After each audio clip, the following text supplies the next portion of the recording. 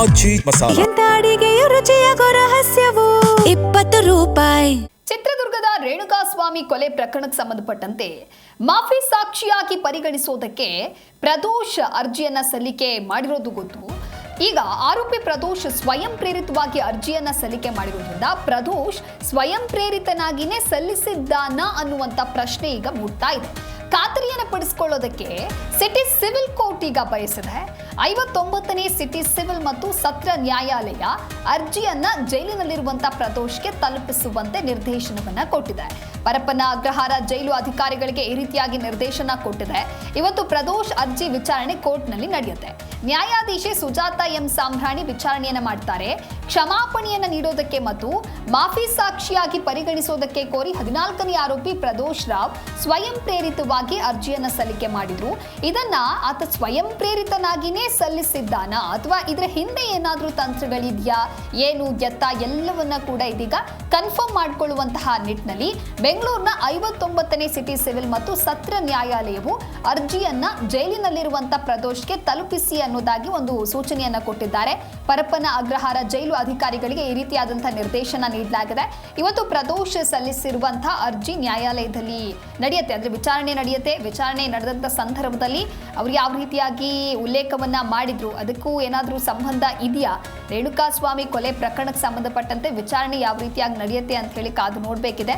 ಅದೇ ಬಹಳ ಪ್ರಮುಖವಾಗಿ ಪ್ರದೋಷ್ ಸ್ವಯಂ ಪ್ರೇರಿತನಾಗಿ ಅರ್ಜಿಯನ್ನ ಸಲ್ಲಿಸಿದ್ದಾನ ಅನ್ನುವಂಥ ಒಂದು ಕ್ಲಾರಿಟಿ ಸಿಗಬೇಕು, ಕನ್ಫರ್ಮ್ ಸಿಗಬೇಕು ಅನ್ನುವಂಥ ನಿಟ್ಟಿನಲ್ಲೂ ಕೂಡ ಇದೀಗ ಅಧಿಕಾರಿಗಳಿಗೆ ಒಂದು ನಿರ್ದೇಶನವನ್ನ ಹೊರಡಿಸಿದ್ದಾರೆ. ಇನ್ನು ಚಿತ್ರದುರ್ಗದ ರೇಣುಕಾಸ್ವಾಮಿ ಕೊಲೆ ಪ್ರಕರಣಕ್ಕೆ ಸಂಬಂಧಪಟ್ಟಂತೆ ಜೈಲು ಪಾಲಾಗಿರುವಂತಹ ನಟ ದರ್ಶನ್ಗೆ ಹಿನ್ನಡೆಗಳು ಮತ್ತಷ್ಟು ಆಗ್ತಾ ಇದೆ. ನಿನ್ನೆಯೂ ಕೂಡ ಭಾರಿ ಹಿನ್ನಡೆ ಆಯಿತು. ಖುದ್ದು ಹಾಜರಿ ಕೋರಿದಂತ ಅರ್ಜಿಯನ್ನ ಬೆಂಗಳೂರಿನ 59ನೇ ಸಿಸಿಎಚ್ ಕೋರ್ಟ್ ವಜಾಗೊಳಿಸುತ್ತೆ. ಪ್ರಕರಣದ ವಿಚಾರಣೆಯಲ್ಲಿ ತಮಗೆ ವಿಡಿಯೋ ಕಾನ್ಫರೆನ್ಸ್ ಬದಲಾಗಿ ನ್ಯಾಯಾಲಯದಲ್ಲಿ ಖುದ್ದಾಗಿನೇ ಹಾಜರಾಗಬೇಕು, ಅವಕಾಶವನ್ನ ನೀಡಿ ಅಂತ ನಟ ದರ್ಶನ್ ಅವರು ಮನವಿ ಸಲ್ಲಿಕೆಯನ್ನ ಮಾಡಿದ್ರು. ಅಂದ್ರೆ ನಟ ದರ್ಶನ್ ಪರ ವಕೀಲರು. ಆದ್ರೆ ದರ್ಶನ್ ಸಲ್ಲಿಸಿದಂತಹ ಅರ್ಜಿಯನ್ನ ಕೋರ್ಟ್ ನಿನ್ನೆ ವಜಾಗೊಳಿಸುತ್ತೆ. ವಿಡಿಯೋ ಕಾನ್ಫರೆನ್ಸ್ ಮೂಲಕ ಹಾಜರಾಗುವಂತೆ ಆರೋಪಿಗಳಿಗೆ ಮತ್ತೆ ಸೂಚನೆಯನ್ನ ನೀಡುತ್ತೆ. ಇದು ಕೂಡ ದರ್ಶನ್ಗೆ ಒಂದು ರೀತಿ ಹಿನ್ನಡೆಯಾಯಿತು. ಅದೇ ರೀತಿ ಇವತ್ತು ಪ್ರದೋಷ್ ಏನ್ ಅರ್ಜಿ ಸಲ್ಲಿಕೆಯನ್ನ ಮಾಡಿದ್ದಾರೆ, ಅದರ ವಿಚಾರಣೆ ನಡೀತಾ ಇರೋದ್ರಿಂದ ಇವತ್ತು ಕೂಡ ನಟ ದರ್ಶನ್ ಪಾಲಿಗೆ ಬಿಗ್ ಡೇ. ಇವತ್ತೇನಾದ್ರೂ ಡೆವಲಪ್ಮೆಂಟ್ಸ್ ಆಗತ್ತಾ ಏನು ಎತ್ತ ಕಾದು ನೋಡಬೇಕಿದೆ. ನಟ ದರ್ಶನ್ ಪರ ಹಿರಿಯ ವಕೀಲ ಹಶ್ಮತ್ ಪಾಷಾ ನೆನ್ನೆ ವಾದ ಮಂಡನೆ ಮಾಡ್ತಾರೆ. ಖುದ್ದು ಹಾಜರುಪಡಿಸಿದ್ರೆ ಸಾಕ್ಷ್ಯ ವಿಚಾರಣೆ ವೇಳೆ ಸೂಚನೆಯನ್ನ ಪಡೆಯೋದಕ್ಕೆ ಹೆಲ್ಪ್ ಆಗುತ್ತೆ.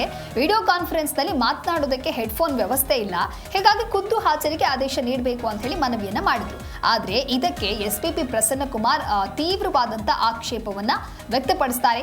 ದರ್ಶನ್ ಅವರನ್ನ ಖುದ್ದು ಹಾಜರುಪಡಿಸಿದ್ರೆ ಕೋರ್ಟ್ ಕಲಾಪಕ್ಕೆ ಪ್ರಾಬ್ಲಮ್ ಆಗುತ್ತೆ, ಹಾಗಾಗಿ ಖುದ್ದು ಹಾಜರಿ ಅಗತ್ಯ ಇಲ್ಲ ಅಂತ ಹೇಳಿ ಪ್ರಸನ್ನ ಕುಮಾರ ಕೂಡ ವಾದ ಮಂಡನೆಯನ್ನ ಮಾಡ್ತಾರೆ. ವಾದ ಪ್ರತಿವಾದ ಆಲಿಸಿದಂತಹ ನ್ಯಾಯಾಧೀಶೆ ಸುಜಾತ ಮಡಿವಾಳಪ್ಪ ಸಾಂಬ್ರಾಣಿ ಆದೇಶವನ್ನ ಕಾಯ್ದಿರಿಸಿದ್ರು. ಆದೇಶವನ್ನ ಪ್ರಕಟಿಸಿದ್ದು ದರ್ಶನ್ ಅರ್ಜಿಯನ್ನ ವಜಾಗೊಳಿಸಿದ್ರು. ಇದೆಲ್ಲವೂ ಕೂಡ ನೆನೆಯ ಡೆವಲಪ್ಮೆಂಟ್. ಆದ್ರೆ ಈಗ ಮಾಫಿ ಸಾಕ್ಷಿಯಾಗಿ ಪರಿಗಣಿಸೋದಕ್ಕೆ ಪ್ರದೋಷ್ ಏನ್ ಅರ್ಜಿಯನ್ನ ಸಲ್ಲಿಕೆ ಮಾಡಿದ್ರು, ಆತ ಸ್ವಯಂ ಪ್ರೇರಿತನಾಗಿನೇ ಅರ್ಜಿ ಸಲ್ಲಿಕೆ ಮಾಡೋದನ್ನ ಈ ಒಂದು ಕ್ಲಾರಿಟಿ ಕೂಡ ಇದೀಗ ಕೋರ್ಟ್ಗೆ ಬೇಕಾಗತ್ತೆ. ಹಾಗಾಗಿ ವಿಚಾರಣೆ ಮಾಡುವಂತ ಸಂದರ್ಭದಲ್ಲಿ ಆತ ಏನೆಲ್ಲ ಪಾಯಿಂಟ್ಸ್ ಗಳನ್ನ ಉಲ್ಲೇಖ ಮಾಡಿದ್ದಾನೆ, ಯಾವೆಲ್ಲ ಅಂಶಗಳನ್ನ ರಿವೀಲ್ ಮಾಡಿದ್ದಾನೆ, ಕೆಲವೊಂದಿಷ್ಟು ಸ್ಫೋಟಕ ಮಾಹಿತಿಗಳನ್ನ ಕೂಡ ನೀಡಲಾಯಿತು, ಅದೆಲ್ಲವೂ ಕೂಡ ಒಂದಕ್ಕೊಂದು ಟ್ಯಾಲಿ ಆಗತ್ತಾ, ಪ್ರದೋಷ್ ಏನ್ ಹೇಳ್ತಾ ಇದ್ದಾನೆ, ಹಾಗೆ ಅವತ್ತು ರೇಣುಕಾಸ್ವಾಮಿ ಹತ್ಯೆ ಆದಂತ ದಿನ ಎಲ್ಲವನ್ನ ಕೂಡ ಈಗ ವಿಚಾರಣೆ ಮಾಡ್ತಾರೆ. ವಿಚಾರಣೆಯ ನಂತರದಲ್ಲಷ್ಟೇ ಒಂದು ಕ್ಲಾರಿಟಿ ಸಿಗಲಿದೆ.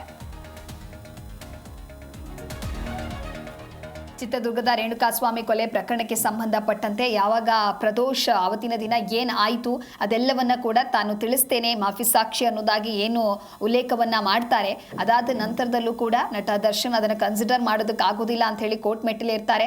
ಆದರೆ ಅಲ್ಲೂ ಕೂಡ ಹಿನ್ನಡೆ ಆಗತ್ತೆ. ಆ ರೀತಿಯಾಗಿ ಮಾಫಿ ಸಾಕ್ಷಿ ಹೇಳಬಹುದು, ಅದಕ್ಕೆ ನೀವು ಅಡ್ಡಿಪಡಿಸುವಂತಿಲ್ಲ ಅಂತ ಹೇಳಿ ಇದಾದ ನಂತರದಲ್ಲಿ ಮತ್ತೆ ನೆನೆಯೂ ಕೂಡ ಮತ್ತೊಂದು ಅರ್ಜಿಯನ್ನ ಹಾಕಿರ್ತಾರೆ. ಅದರ ಒಂದು ವಿಚಾರಣೆಯೂ ಕೂಡ ಆಗತ್ತೆ. ಆದರೆ ನೇರವಾಗಿ ಖುದ್ದು ಹಾಜರಾಗೋದು ಇಲ್ಲ, ಆ ರೀತಿಯಾಗಿ ಪರ್ಮಿಷನ್ ಕೊಡೋದಕ್ಕಾಗೋದಿಲ್ಲ ಅಂತ ಹೇಳಿ ಕೋರ್ಟ್ ಮತ್ತೊಮ್ಮೆ ತಿಳಿಸುತ್ತೆ. ಹಾಗಾಗಿ 2 ಬಾರಿ ನಟ ದರ್ಶನ್ ಇದೀಗ ಮತ್ತೆ ಹಿನ್ನಡೆಯನ್ನ ಅನುಭವಿಸಿದ್ದಾರೆ. ಹಾಗಾಗಿ ಇವತ್ತು ನಡೆಯುವಂಥದ್ದು ವಿಚಾರ ಏನು ಅಂತ ಹೇಳಿದ್ರೆ, ಆರೋಪಿ ಪ್ರದೋಷ್ ಸ್ವಯಂ ಪ್ರೇರಿತವಾಗಿ ಅರ್ಜಿಯನ್ನು ಏನು ಸಲ್ಲಿಕೆ ಮಾಡಿದ್ದಾರೆ ಅದರ ವಿಚಾರಣೆ ಆಗತ್ತೆ. ಆತ ಏನು ಕೆಲವೊಂದಿಷ್ಟು ಪಾಯಿಂಟ್ಸ್ಗಳನ್ನ ಉಲ್ಲೇಖ ಮಾಡಿದ್ದಾನೆ, ಕೆಲವೊಂದಿಷ್ಟು ಅಂಶಗಳನ್ನ ತಿಳಿಸಿದ್ದಾನೆ, ಆ ಒಂದು ಅನುಗುಣವಾಗಿ ವಿಚಾರಣೆ ಮಾಡುವಂತ ಸಂದರ್ಭದಲ್ಲಿ ಮತ್ತೇನಾದ್ರೂ ಒಂದಿಷ್ಟು ಪ್ರಶ್ನೆಗಳನ್ನ ನೀಡ್ತಾರಾ ಏನು ಎತ್ತ ಅನ್ನೋದು ಒಂದು ಭಾಗ. ಆದ್ರೆ ಇನ್ನೊಂದು ಕಡೆ ಆತ ನಿಜಕ್ಕೂ ಸ್ವಯಂ ಪ್ರೇರಿತನ ಪ್ರದೋಷನಾಗಿ ಅರ್ಜಿಯನ್ನ ಸಲ್ಲಿಕೆ ಮಾಡಿದ್ದಾನ ಅಂತ ಹೇಳಿ ಖಾತ್ರಿಪಡಿಸಿಕೊಳ್ಳುವುದಕ್ಕೆ ಬೆಂಗಳೂರಿನ 59ನೇ ಸಿಟಿ ಸಿವಿಲ್ ಮತ್ತು ಸತ್ರ ನ್ಯಾಯಾಲಯವು ಅರ್ಜಿಯನ್ನ ಜೈಲಿನಲ್ಲಿರುವಂತಹ ಪ್ರದೋಷ್ಗೆ ತಲುಪಿಸಿ ಈ ರೀತಿಯಾದಂತಹ ಒಂದು ಅರ್ಜಿಯನ್ನ ಸಲ್ಲಿಕೆ ಮಾಡಿ ಅಂತ ಹೇಳಿ ಪರಪ್ಪನ ಅಗ್ರಹಾರ ಜೈಲು ಅಧಿಕಾರಿಗಳು ಏನಿದ್ದಾರೆ ಪ್ರದೋಷ್ ಆತ ಎಲ್ಲಿದ್ದಾನೆ ಆ ಅಧಿಕಾರಿಗಳಿಗೆ ನಿರ್ದೇಶನವನ್ನ ಕೊಟ್ಟಿದ್ದಾರೆ. ಹಾಗಾಗಿ ಇವತ್ತು ಪ್ರದೋಷ್ ಸಲ್ಲಿಸಿರುವಂತಹ ಅರ್ಜಿ ವಿಚಾರಣೆಯೂ ಕೂಡ ನ್ಯಾಯಾಲಯದಲ್ಲಿ ನಡೆಯುತ್ತೆ. ರೇಣುಕಾಸ್ವಾಮಿ ಕೊಲೆ ಪ್ರಕರಣಕ್ಕೆ ಸಂಬಂಧಪಟ್ಟಂತೆ ಇನ್ಯಾವೆಲ್ಲ ಟ್ವಿಸ್ಟ್ ಸಿಗಲಿದೆ ಕಾದು ನೋಡಬೇಕಿದೆ. ಅರ್ಜಿಯನ್ನ ಜೈಲಿನಲ್ಲಿರುವಂತಹ ಪ್ರದೋಷ್ಗೆ ತಲುಪಿಸುವಂತೆ ಈಗ ನಿರ್ದೇಶನವನ್ನ ನೀಡಲಾಗಿದೆ. ಹಾಗಾಗಿ ರೇಣುಕಾಸ್ವಾಮಿ ಹತ್ಯೆ ಪ್ರಕರಣಕ್ಕೆ ಸಂಬಂಧಪಟ್ಟಂತೆ ಇವತ್ತು ಕೂಡ ಒಂದು ಬಿಗ್ ಡೇ. ಇವತ್ತು ನ್ಯಾಯಾಲಯದಲ್ಲಿ ಯಾವ ರೀತಿಯಾಗಿ ವಿಚಾರಣೆ ಆಗತ್ತೆ, ಏನೆಲ್ಲ ಚರ್ಚೆಗಳಾಗತ್ತೆ, ಪ್ರಸ್ತಾಪಗಳಾಗತ್ತೆ, ಅದಕ್ಕೆ ಯಾವ ರೀತಿಯಾದಂಥ ಆದೇಶ ಹೊರಬೀಳತ್ತೆ ಎಲ್ಲವನ್ನ ಕೂಡ ಕಾದು ನೋಡಬೇಕಾಗತ್ತೆ. ರೇಣುಕಾಸ್ವಾಮಿ ಕೊಲೆ ಪ್ರಕರಣದಲ್ಲಿ 14ನೇ ಆರೋಪಿ ಪ್ರದೋಷ್ ತಾನು ಮಾಫಿ ಸಾಕ್ಷಿಯಾಗೋದಕ್ಕೆ ನ್ಯಾಯಾಲಯಕ್ಕೆ ಅರ್ಜಿಯನ್ನು ಸಲ್ಲಿಸಿರ್ತಾರೆ. ಇದು ನಟ ದರ್ಶನ್ಗೆ ಒಂದು ರೀತಿ ದೊಡ್ಡ ಕಾನೂನು ಸಂಕಷ್ಟ ಹಾಗೆ ಹಿನ್ನಡೆಯನ್ನು ಕೂಡ ಉಂಟು ಮಾಡ್ತು. ಈ ಅರ್ಜಿಯನ್ನು ಪ್ರಶ್ನೆ ಮಾಡಿ ದರ್ಶನ್ ಒಂದು ಅರ್ಜಿಯನ್ನು ಸಲ್ಲಿಕೆ ಮಾಡ್ತಾರೆ. ಆದರೆ ಕರ್ನಾಟಕ ಹೈಕೋರ್ಟ್ ಅದನ್ನು ಕೂಡ ವಜಾಗೊಳಿಸುತ್ತೆ. ಸದ್ಯ ಆಗ್ತಾ ಇರುವಂತಹ ಪ್ರಮುಖ ಬೆಳವಣಿಗೆಗಳನ್ನ ನೋಡ್ತಾ ಹೋಗೋಣ. ಆರೋಪಿ ಪಾತ್ರ ಅಂದ್ರೆ ಪ್ರದೋಷ್ ಕೃತ್ಯ ನಡೆದ ಸ್ಥಳದಲ್ಲಿದ್ದು ಹಲ್ಲೆಯನ್ನು ತಡೆಯೋದಕ್ಕೆ ಪ್ರಯತ್ನ ಪಟ್ಟಿದ್ದಲ್ಲದೆ ಸಾಕ್ಷ್ಯ ನಾಶಪಡಿಸೋದಕ್ಕೆ ಮತ್ತು ಮೃತದೇಹ ವಿಲೇವಾರಿಗೆ ಸಹಾಯ ಮಾಡಿದ್ದಾಗಿಯೂ ಕೂಡ ತಿಳಿದು ಬಂದಿದೆ. ಇನ್ನೊಂದು ಕಡೆ ಪೊಲೀಸರಿಂದ ತಪ್ಪಿಸಿಕೊಳ್ಳುವುದಕ್ಕೆ ಮೊಬೈಲ್ನಲ್ಲಿ ಪೊಲೀಸರು ಕೊನೆಯ ಸ್ಥಳವನ್ನು ಹೇಗೆ ಹುಡುಕ್ತಾರೆ ಇತರ ವಿವರಗಳನ್ನು ಹುಡುಕಿರೋದು ಕೂಡ ಬೆಳಕಿಗೆ ಬಂದಿದೆ. ಇನ್ನೊಂದು ಕಡೆ ಪ್ರದೋಷ್ ಸ್ವಯಂ ಪ್ರೇರಿತವಾಗಿ ಮಾಫಿ ಸಾಕ್ಷಿಯಾಗೋದಕ್ಕೆ ಬಯಸಿದ್ದಾರಾ ಅನ್ನೋದನ್ನ ಖಚಿತಪಡಿಸಿಕೊಳ್ಳೋದಕ್ಕೂ ಕೂಡ ಈಗ ಸೂಚನೆಯನ್ನ ನೀಡಲಾಗಿದೆ. ಹಾಗಾಗಿ ಆ ರೀತಿಯಾಗಿಯೂ ಕೂಡ ಇದೀಗ ಪ್ರಶ್ನೆಗೆ ಉತ್ತರವನ್ನ ಹುಡುಕುವಂತ ಪ್ರಯತ್ನಗಳು ನಡೀತಾ ಇದೆ. ಈ ಕುರಿತು ಮತ್ತಷ್ಟು ಮಾಹಿತಿಯನ್ನು ನೀಡ್ತಾರೆ ನಮ್ಮ ಪ್ರತಿನಿಧಿ ಭವ್ಯ ಸುನಿಲ್ ದೂರವಾಣಿ ಸಂಪರ್ಕದಲ್ಲಿ. ಭವ್ಯ, ರೇಣುಕಾಸ್ವಾಮಿ ಕೊಲೆ ಪ್ರಕರಣಕ್ಕೆ ಸಂಬಂಧಪಟ್ಟಂತೆ ಸಾಕಷ್ಟು ಕಾನೂನಾತ್ಮಕ ಹೋರಾಟಗಳು ನಡೀತಾ ಇದೆ. ಒಂದು ಕಡೆ ದರ್ಶನ್ಗೆ ನೆನೆಯೂ ಕೂಡ ಹಿನ್ನಡೆಯಾಯಿತು. ಆದ್ರೆ ಇವತ್ತು ಕೂಡ ಒಂದು ರೀತಿ ಬಿಗ್ ಡೇ. ಪ್ರದೋಷ್ ಸ್ವಯಂ ಪ್ರೇರಿತವಾಗಿ ಅರ್ಜಿ ಸಲ್ಲಿಕೆ ಮಾಡಿದ್ದಾರಾ ಅನ್ನುವಂತಹ ಖಾತರಿಪಡಿಸಿಕೊಳ್ಳುವಂತಹ ಪ್ರಕ್ರಿಯೆ ಹೇಗೆ ನಡೆಯುತ್ತೆ ಭವ್ಯ? ಸಾಕ್ಷಿಯಾಗಿರುವಂತಹ ಅದಾದ ನಂತರ ದರ್ಶನ್ ಅನ್ನ ಕೂಡ ಖುದ್ದಾಗಿ ನ್ಯಾಯಾಲಯಕ್ಕೆ ಕರ್ಕೊಂಡು ಬರೋದಕ್ಕೆ ಅವರ ವಕೀಲರು ಶತ ಪ್ರಯತ್ನ ಪಟ್ಟರು. ಆದ್ರೆ ನಿನ್ನೆ ಸಿಟಿ ಸಿವಿಲ್ ನ್ಯಾಯಾಲಯದಲ್ಲಿ ರಿಜೆಕ್ಟ್ ಆದ ಕಾರಣ ಇವತ್ತು ಹೈಕೋರ್ಟ್ಗೆ ಅರ್ಜಿ ಹಾಕೋ ಸಾಧ್ಯತೆ ಇದೆ. ಯಾಕಂದ್ರೆ ಈಗಾಗಲೇ ಪ್ರದೋಷ್ ಏನು ಸಾಕ್ಷಿಗೆ ಒಪ್ಪಿದ್ದಾನೆ. ಸೊ ಈ ಕಾರಣಕ್ಕಾಗಿ ನಟ ದರ್ಶನ್ ಕೂಡ ಕಟಕಟೆಯಲ್ಲಿ ನಿಲ್ಲಿಸಿ ಎದುರು ಬೆದುರು ಅಂದ್ರೆ ಸಾಕ್ಷ್ಯ ವಿಚಾರಣೆಗೆ ಪ್ಲಾನ್ ಅನ್ನ ಮಾಡ್ಕೊಂಡಿದ್ರು. ಆದ್ರೆ ಅದು ಎಲ್ಲೋ ಒಂದ್ ಕಡೆ ಹಿನ್ನಡೆ ಆಗಿದೆ. ಅಷ್ಟು ಮಾತ್ರವಲ್ಲದೆ ಈಗಾಗಲೇ 59ನೇ ಸಿಟಿ ಸಿವಿಲ್ ನ್ಯಾಯಾಲಯದಲ್ಲಿ ಅರ್ಜಿ ವಿಚಾರಣೆ ನಡೀತಾ ಇದೆ. ಸೊ ಪ್ರದೋಷ್ ಇಂದ ಬಹಳಷ್ಟು ಮಾಹಿತಿಯನ್ನ ಕೂಡ ಪಡಿಬೇಕಾಗುತ್ತೆ. ಹಾಗೇನೆ ದರ್ಶನ್ ಪರ ವಕೀಲರು ಪ್ರದೋಷ್ ಒತ್ತಡದ ಮೇರೆಗೆ ಅಂದ್ರೆ ಅರ್ಜಿಯನ್ನ ಹಾಕಿದ್ದಾನೆ ಅನ್ನೋ ವಿಚಾರವನ್ನ ಕೂಡ ಪ್ರಸ್ತಾಪ ಮಾಡಿದ್ರು. ಸೊ ಈ ಕಾರಣಕ್ಕಾಗಿ ನಿಜಕ್ಕೂ ಆತನ ಮೇಲೆ ಅಂದ್ರೆ ಸದ್ಯ ಕಳೆದ 1-2-3 ವಾರದ ಹಿಂದೆ ಈ ಒಂದು ಅರ್ಜಿಯನ್ನ ಹಾಕಿರೋದು ಯಾರಾದ್ರೂ ಒತ್ತಡ ಹಾಕಿ ಅಂದ್ರೆ ಅರ್ಜಿಯನ್ನ ಹಾಕಿದ್ದಾನ ಅನ್ನೋದನ್ನು ಕೂಡ ಖಾತರಿ ಪಡೆಯೋದಕ್ಕೆ ಈಗಾಗಲೇ ಜೈಲಾಧಿಕಾರಿಗಳಿಗೆ ಕೂಡ ನ್ಯಾಯಾಧೀಶೆ ಸುಜಾತಾ ಎಂ ಸಾಂಬ್ರಾಣಿ ಅವರು ತಿಳಿಸಿರುವಂತದ್ದು. ಸೊ ಇವತ್ತು ಆತ ಅಂದ್ರೆ ಸ್ವತಃವಾಗಿ ತಾನೇ ಮಾಫಿ ಸಾಕ್ಷಿಗೆ ಒಪ್ಪಿರೋದಾಗಿ ಅಂದ್ರೆ ಸಹಿಯನ್ನ ಕೂಡ ಹಾಕ್ಬೇಕು. ಇವತ್ತದು ನ್ಯಾಯಾಲಯಕ್ಕೆ ಸಬ್ಮಿಟ್ ಅನ್ನ ಕೂಡ ಪರಪ್ಪನಾಗ್ರಹಾರ ಜೈಲಿನ ಸಿಬ್ಬಂದಿಗಳು ಕೂಡ ಮಾಡ್ತಾರೆ. ಅಷ್ಟು ಮಾತ್ರವಲ್ಲದೆ ಪ್ರದೋಷ್ ಹೇಳಿಕೆ ಅನ್ನೋದು ಏನಿದೆ ಈ ಪ್ರಕರಣದಲ್ಲಿ ಬಹಳಷ್ಟು ಮಹತ್ವದ ಘಟ್ಟ ಅಂತಾನೆ ಹೇಳ್ಬೋದು. ಯಾಕಂದ್ರೆ ಇಲ್ಲಿವರೆಗೆ ವಾದ ಪ್ರತಿವಾದ ಸಂದರ್ಭದಲ್ಲಿ ನಟ ದರ್ಶನ್ ಅವರ ಬಾಗಿಗೆ ಸಂಬಂಧಪಟ್ಟಂತೆ ಚಾರ್ಜ್ ಶೀಟ್ ನಲ್ಲಿ ಮಾತ್ರ ವಿಚಾರಗಳನ್ನು ಏನು ಕಾಮಾಕ್ಷಿ ಪಾಳ್ಯ ಪೊಲೀಸರು ನಮೂದು ಮಾಡಿದ್ರು ಅದರದ ಮೇರೆಗೆ ಟ್ರಯಲ್ ಸಂದರ್ಭದಲ್ಲಿ ಸಾಕ್ಷಿಗಳ ವಿಚಾರಣೆ ನಡೀತಾ ಇದ್ದು. ಆದ್ರೆ ಆ ಕೊಲೆ ನಡೆಯುವಾಗ ಒಟ್ಟಿಗೆ ಇದ್ದಂತಹ ಆರೋಪಿಯೇ ಮಾಫಿ ಸಾಕ್ಷಿಗೆ ಒಪ್ಪಿರೋ ಕಾರಣಕ್ಕಾಗಿ ಸದ್ಯ ಇದು ದರ್ಶನ್ಗೆ ಆಗಿರ್ಬೋದು A1 ಆರೋಪಿಯಾಗಿರುವಂತಹ ಪವಿತ್ರ ಗೌಡಗೂ ಕೂಡ ಇದೊಂದು ಕಂಟಕ ಅಂತಾನೆ ಹೇಳ್ಬೋದು. ಅಷ್ಟು ಮಾತ್ರವಲ್ಲದೆ ಈಗಾಗ್ಲೇ ಅಂದ್ರೆ ಪ್ರಾಸಿಕ್ಯೂಷನ್ ಸಾಕ್ಷಿಗಳಿಗೆ ಮತ್ತಷ್ಟು ಆರೋಪಿಗಳು ಕೂಡ ಒಪ್ಪಿಗೆಯನ್ನು ಸೂಚಿಸಿದ್ದಾರೆ. ಸೊ ಇವತ್ತು ಪ್ರದೋಷ್ ಅರ್ಜಿಗೆ ಸಹಿ ಹಾಕಿ ಜೈಲಾಧಿಕಾರಿಗಳು ಇಮೇಲ್ ಮೂಲಕ ಅಥವಾ ಫಿಸಿಕಲಿ ತಂದು ಕೊಡ್ತಾರೆ.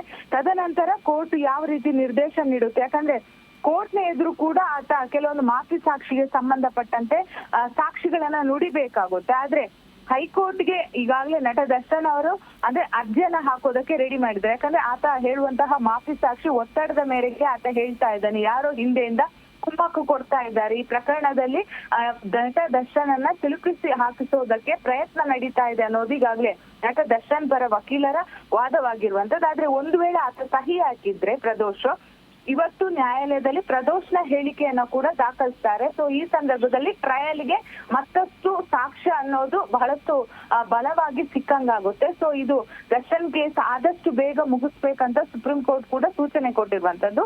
ಸದ್ಯ ಆಗಸ್ಟ್ ತಿಂಗಳು ಅಂದ್ರೆ ಈ ವರ್ಷದ ಒಳಗಡೆನೆ ಮುಗಿಸೋದಕ್ಕೆ ಈಗಾಗಲೇ ನ್ಯಾಯಾಲಯ ಕೂಡ ಪ್ರತಿದಿನ ಟ್ರಯಲ್ ಆಗಿರ್ಬೋದು, ಹಾಗೇನೆ ನಟ ದರ್ಶನ್ ಕೇಸ್ನ ಡೆವಲಪ್ಮೆಂಟ್ ನನ್ನ ಕೂಡ ನೋಡ್ತಾ ಇರುವಂತದ್ದು ದಿವ್ಯದಾಸ್. ಓಕೆ, ಥ್ಯಾಂಕ್ ಯು ಭವ್ಯ ನಿಮ್ಮೆಲ್ಲ ಮಾಹಿತಿಗಾಗಿ.